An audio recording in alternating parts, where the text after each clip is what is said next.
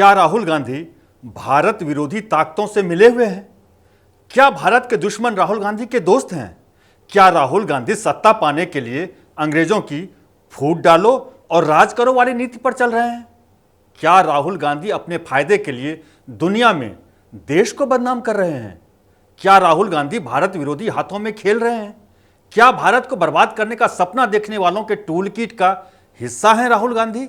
ये कुछ ऐसे अहम सवाल हैं जो राहुल गांधी के 3 दिनों की अमेरिकी यात्रा के दौरान सिर उठाने लगे। क्या है इन सवालों की वजह? इन आरोपों में कितना दम है? और अमेरिका में किन किन भारत विरोधियों से राहुल गांधी ने की मुलाकात? कर्तव्य पथ में आज इसकी बात। नमस्कार, मैं हूं रविशंकर प्रसाद। कांग्रेस जिस नेता में अपना भविष्य देखती है वो राहुल गांधी हैं, जो 2024 के लोकसभा चुनाव में जीत के बाद नए अवतार में बताए गए। पुराने राहुल की छाया से मुक्त करने के लिए वक्त वक्त पर उनका हुलिया और लिबास बदला और अब राहुल गांधी संसद में टी शर्ट और पैंट में नजर आने लगे। लेकिन देश की हद लांघकर जब वो अमेरिका पहुंचे तो वहां कुर्ता पायजामा और बंडी में नजर आने लगे। और जैसे जैसे उनके कार्यक्रम आगे बढ़े, उनके चेहरे पर लगा नकाब लिबास की तरह बदलने लगा। लेकिन दिक्कत तब हुई जब राहुल गांधी ने वो जहर उगला जो खालिस्तान समर्थक उगलते हैं, जो भारत से पंजाब को अलग करने का सपना देखने वाले उगलते हैं। See, first of all, you have to understand what the fight is about. Fight is not about politics. That is superficial. What is your name? Brother, here, with the turban? What is your name? Balinder Singh. The fight is about whether he, as a Sikh, is going to be allowed to wear his turban in India. Or he as a Sikh is going to be allowed to wear a kada in India. Or he as a Sikh is going to be able to go to a Gurdwara. That's what the fight is about. And not just for him. यहां राहुल गांधी ने कहा कि भारत में राजनीतिक लड़ाई नहीं है।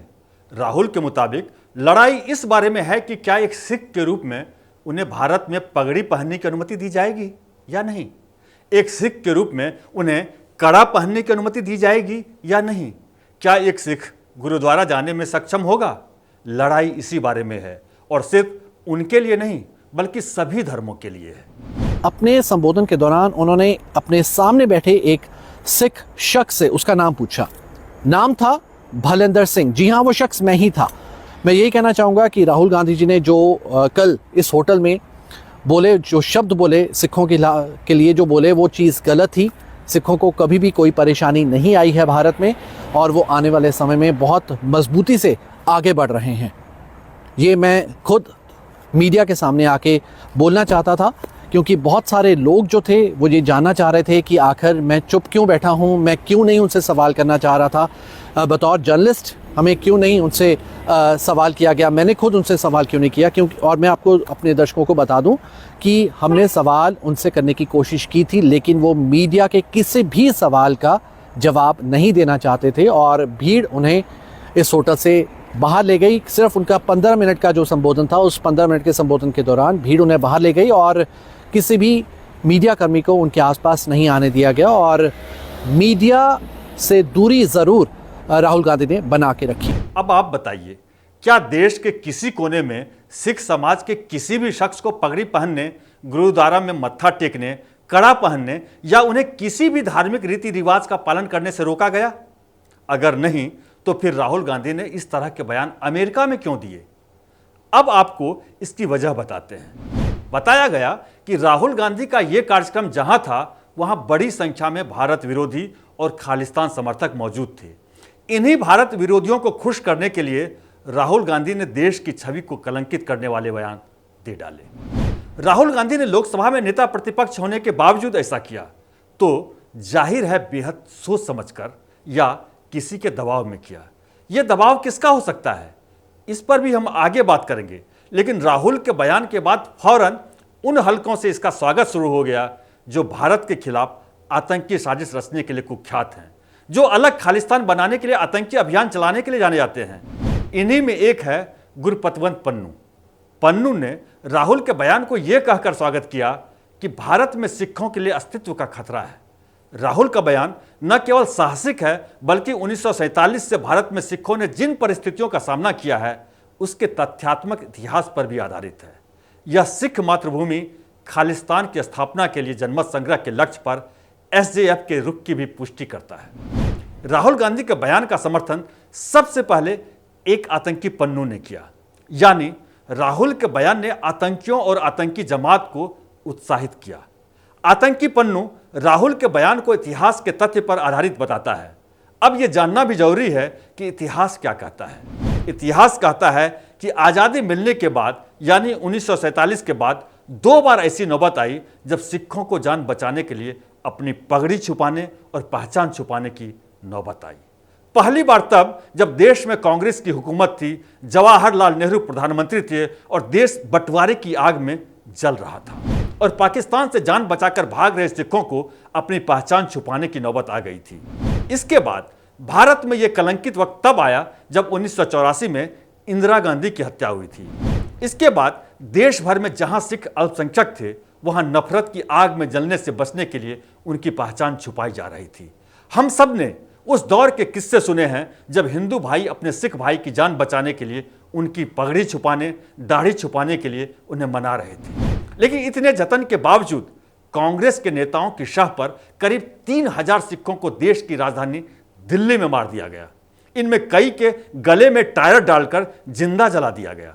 कभी दिल्ली आएं तो तिलक नगर के तिलक विहार जाएं और कांग्रेस की इस कायरता के भुक्तभोगियों से उनकी आंखों देखी और सही पीड़ा को सुनकर महसूस करें। राहुल गांधी में राजनीति की जगह संवेदना का सूचकांक 0 से जरा भी ऊपर रहा तो अपने पुरखों की करतूत जानकर वो फिर कभी इस तरह की बात शायद न कर पाए। राहुल गांधी को पता होना चाहिए कि सिख ही नहीं, प्रधानमंत्री सहित कई हिंदू नेता भी वक्त वक्त पर खास कार्यक्रमों में पगड़ी में नजर आते रहे हैं। भारत में सिख ही नहीं, तमाम पंथ के लोगों को गुरुद्वारे में जाने और मत्था टेकने की छूट है। सिखों की एक पहचान कृपाण है। भारत में हर सिख को यह आज़ादी है कि वो कृपाण पहनकर किसी भी फ्लाइट में यात्रा कर सकते हैं। ये छूट केवल सिख यात्रियों को है। इसी तरह भारत के किसी भी राज्य में बाइक स्कूटर चलाने वाले किसी भी सिख यात्री के लिए हेलमेट पहनना जरूरी नहीं है। दोपहिया पर चलने वाले सिख यात्रियों के लिए पगड़ी ही काफ़ी है। भारत में सिख समुदाय के लोग पॉलिटिक्स, ब्यूरोक्रेसी और जुडिशरी ही नहीं, खेल और मनोरंजन के क्षेत्र में भी अहम ओहदों पर हैं। तथ्य और इतिहास जब ऐसे उदाहरणों से भरे पड़े हैं तो राहुल गांधी ने यह मुद्दा क्यों उठाया? जिस आतंकी गुरुपतवंत पन्नू को पाकिस्तान की आईएसआई की मदद मिलती है उसकी बोली राहुल ने क्यों बोली? अब इसकी गहराई में जाने से पहले अमेरिकी यात्रा पर राहुल ने जिन लोगों से मुलाकात की उनमें कुछ खास चेहरों को देखने की जरूरत है। अमेरिका में राहुल गांधी ने वहां की सांसद इल्हान उमर से मुलाकात की। इल्हान उमर वो अमेरिकी मुस्लिम सांसद हैं जो हमेशा भारत विरोधी स्टैंड लेती हैं। इल्हान उमर पाकिस्तान, कट्टरपंथी इस्लामवादी और अलग कश्मीर का समर्थन करती हैं। इल्हान ने 2022 में पाकिस्तान के कब्जे वाले कश्मीर की यात्रा करने के बाद अमेरिकी संसद में भारत की धार्मिक स्वतंत्रता और मानवाधिकारों के रिकॉर्डों की आलोचना करते हुए प्रस्ताव पेश किया था। वो इल्हान उमर ही हैं जिसने कनाडा में अलगाववादी हरदीप सिंह निज्जर की हत्या में भारत का हाथ होने का अंदेशा जताया था। जिस इल्हान उमर की पहचान आतंकियों, अलगाववादियों का साथ देने की है, जिसकी पहचान भारत विरोधी एजेंडा चलाने की है, राहुल गांधी का उससे मिलना क्या कहता है? हर बार विदेश यात्रा पर राहुल किसी न किसी भारत विरोधी से मुलाकात कर ही लेते हैं। आखिर क्यों? क्या है राहुल गांधी की मजबूरी? भारत विरोधियों से एक बार किसी की मुलाकात को चूक माना जा सकता है, लेकिन अगर यह बार बार हो तो क्या यह चूक है? याद कीजिए जून 2023 की राहुल की अमेरिकी यात्रा। तब राहुल भारत विरोधी अमेरिकी अरबपति जॉर्ज सोरोस की करीबी सुनीता विश्वनाथ से मिले थे। सुनीता विश्वनाथ के साथ ही राहुल पर जमात इस्लामी के तजीम अंसारी से भी मुलाकात के आरोप लगे। तब बीजेपी ने इन मुलाकातों की तस्वीरें भी जारी की थी। जॉर्ज सोरोस वो शख्स हैं जिसने नरेंद्र मोदी को सत्ता से बेदखल करने के लिए $100 अरब का फंड देने का ऐलान डंके की चोट पर किया था। उनकी करीबी सुनीता विश्वनाथ उस संगठन को चलाती हैं जिसने मोदी के अमेरिकी दौरे का न केवल विरोध किया था बल्कि इसके खिलाफ प्रोपेगेंडा के लिए खास टूल किट लेकर आया था। उस वक्त 24 पेज का यह दस्तावेज उनकी वेबसाइट पर उपलब्ध था। सुनीता विश्वनाथ अमेरिका में डिसमेंटल ग्लोबल हिंदुत्व अभियान चलाती हैं, जिसमें वो सरेआम हिंदू विरोधी भाषण करती सुनी जा चुकी हैं। राहुल गांधी खुद को कई बार शिव भक्त बता चुके हैं, लेकिन अमेरिका में वो जिस सुनीता विश्वनाथ से मिल चुके हैं वो भगवान शिव को चिलमबाज बता चुकी हैं। सुनीता विश्वनाथ ने एक बार यह भी दावा किया था कि हिंदू अपने देवताओं को शराब और सिगरेट चढ़ावे में देते हैं। राहुल कभी इल्हान उमर तो कभी सुनीता विश्वनाथ के साथ बैठक करते हैं, कभी पाकिस्तानी प्रोफेसर कमल मुनीर के साथ मंच साझा करते हैं, तो कभी फ्रैंक इस्लाम, माजिद अली, नियाज खान, जावेद सैयद, मोहम्मद असलम, मिनाज खान और अकील मोहम्मद के साथ, जिनमें ज़्यादातर कश्मीर में कट्टरवाद का समर्थन कर चुके हैं। अगर राहुल विदेश की धरती से किसी की तारीफ करते हैं तो वो है चीन। इस बार भी उन्होंने चीन प्रेम का मोह नहीं छोड़ा। दुश्मन देशों की तारीफ, भारत विरोधियों से दोस्ती। राहुल का ये अंदाजे बयां कुछ कहता है। कहीं सत्ता के लालच में राहुल डीप स्टेट के हाथों की कठपुतली तो नहीं बनते जा रहे। डीप स्टेट यानी वो देश जो दुनिया को अपने हिसाब से चलाना चाहते हैं। ये देश नहीं चाहते कि भारत तरक्की करे। ऐसे देश चाहते हैं कि भारत का नेता वो हो जिसके पास अपना कोई विजन न हो। अब याद कीजिए 90 के दशक में हुआ इसरो जासूसी कांड। भारतीय वैज्ञानिक नंबी नारायण के नेतृत्व में भारत लिक्विड प्रोपेलेंट इंजन बनाने में सफल होने के करीब पहुंच गया था।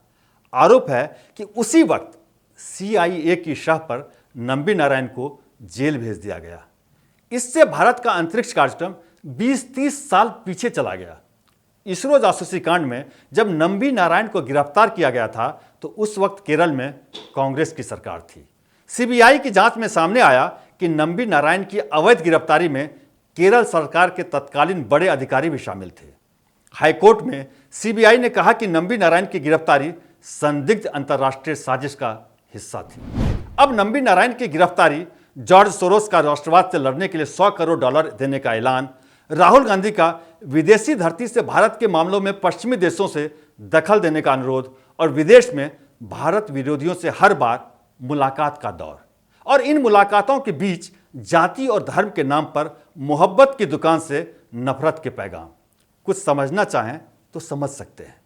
लोकसभा चुनाव में 99 सीटें मिलना भले ही कांग्रेस के इतिहास का तीसरा सबसे खराब प्रदर्शन रहा, लेकिन इसने कांग्रेस को राहुल की जीत और कामयाब लॉन्चिंग बताने का मौका दे दिया।